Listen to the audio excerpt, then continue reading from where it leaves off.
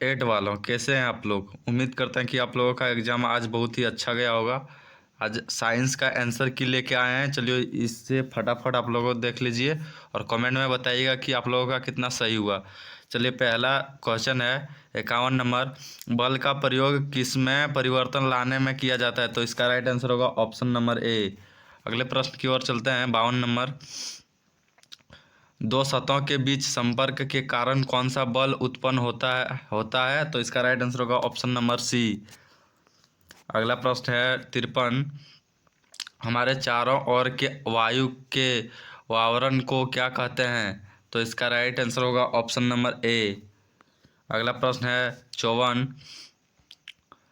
वस्तुएं पृथ्वी की ओर आकर्षित होती है उसे कौन सा बल कहते हैं, तो इसका राइट आंसर होगा ऑप्शन नंबर ए। अगला प्रश्न है 55। किसी वस्तु पर लगाए गए बल द्वारा क्या बदलना नहीं जा सकता है, क्या बदला नहीं जा सकता, क्या बदला नहीं जा सकता है, तो इसका राइट आंसर होगा ऑप्शन नंबर ए। अगला प्रश्न है 56। ज्ञानेंद्रियों में से एक सबसे महत्वपूर्ण ज्ञानेंद्रियों कौन सी है, तो इसका राइट आंसर होगा ऑप्शन का 56 का राइट आंसर होगा ऑप्शन नंबर ए, आँख। अगला प्रश्न है 57।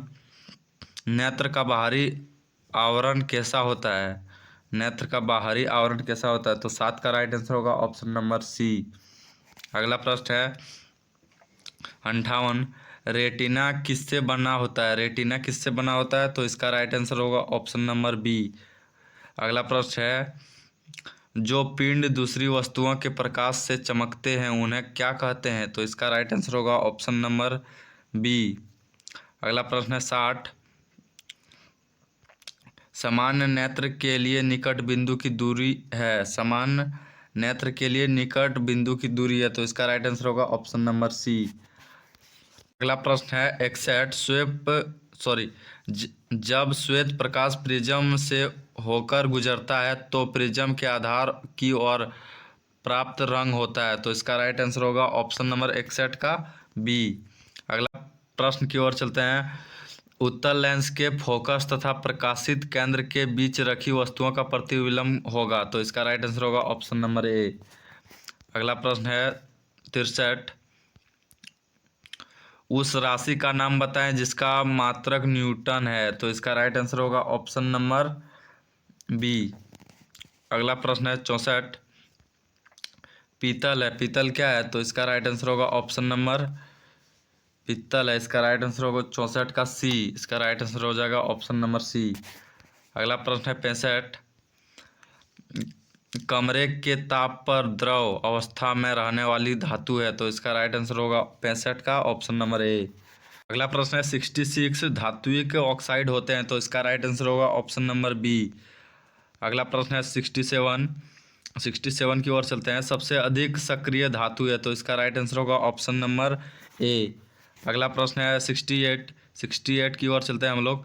धातु घंटी किस प्रकार की धातु घंटी किस प्रभाव का कार्य करती है, तो इसका राइट आंसर होगा ऑप्शन नंबर सी। अगला प्रश्न है 69। विद्युत विलंब में कौन सी गैस भरी होती है, तो इसका राइट आंसर होगा ऑप्शन नंबर सी। अगला प्रश्न है 70। चुंबकीय क्षेत्र का एसआई मात्रक है, तो इसका राइट आंसर होगा ऑप्शन नंबर बी। अगला प्रश्न है 71। विद्युत चुंबकीय प्रेरणा की खोज किसने की थी, तो इसका राइट आंसर होगा option number A, option number A हो जाएगा इसका राइट आंसर। अगला प्रश्न है 72। पृथ्वी का विभव होता है, तो इसका राइट आंसर होगा ऑप्शन नंबर सी, शून्य। अगला प्रश्न है कौन सी विद्युत धारा बहुत कम प्रभावित होने पर भी दीप्त होता है, तो इसका राइट आंसर होगा ऑप्शन नंबर इसका राइट आंसर हो जाएगा बी। अगला प्रश्न है 74। कौन सी धातुएं विद्युत का चालन करती है, तो इसका राइट आंसर होगा ऑप्शन नंबर सी।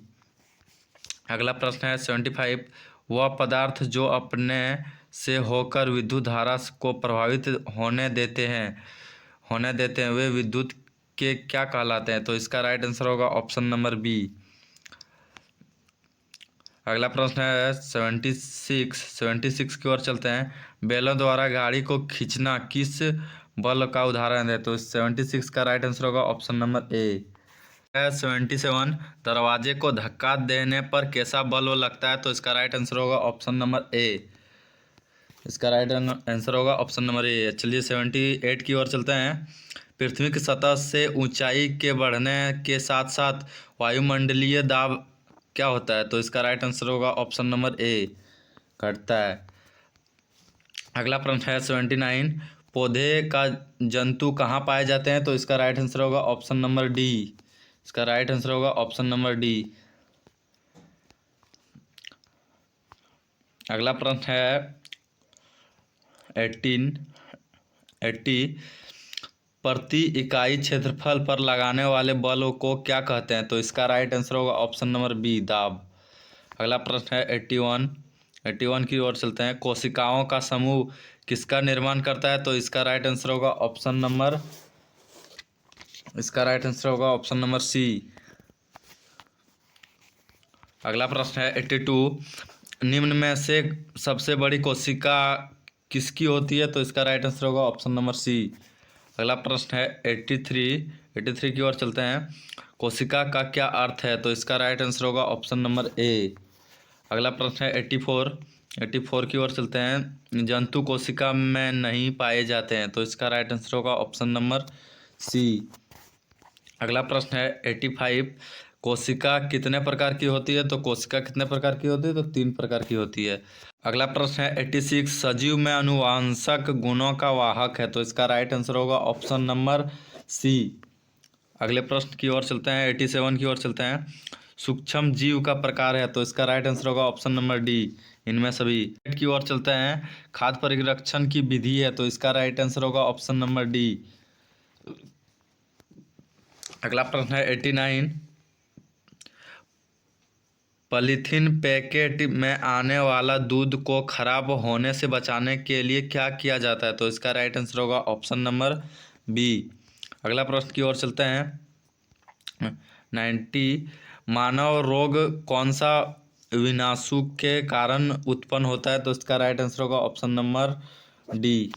अगला प्रश्न संख्या 91 की ओर चलते हैं। परपोषी की कोशिकाओं के भीतर मौजूद रोगजनक सूक्ष्मजीव किन औषधियों से मर जाते हैं? तो इसका राइट आंसर होगा ऑप्शन नंबर सी। अगले प्रश्न की ओर चलते हैं 91 पेनिसिलिन प्रतिजैविक की खोज किसने की थी? तो इसका राइट आंसर होगा ऑप्शन नंबर बी। अगला प्रश्न की ओर चलते हैं 93 निम्न में से कौन सा जंतु ज़रा यूज है? तो इसका राइट आंसर होगा ऑप्शन नंबर सी। अगला प्रश्न है 94 सामान्य स्थितियों में बाघ निषेचन किस में होता है? तो इसका राइट आंसर होगा ऑप्शन नंबर ए, मेढक में। अगला प्रश्न है 95 वृषणक द्वारा उत्पन्न युग्मक को क्या कहते हैं? तो इसका राइट आंसर होगा ऑप्शन नंबर डी। 96 अलेकिंग जनन में कितनी जीवों की आवश्यकता होती है? तो इसका राइट आंसर होगा ऑप्शन नंबर ए। अगला प्रश्न है 97 मुकुलन द्वारा जनन निम्न में से किस में होता है? तो इसका राइट आंसर होगा ऑप्शन नंबर ए।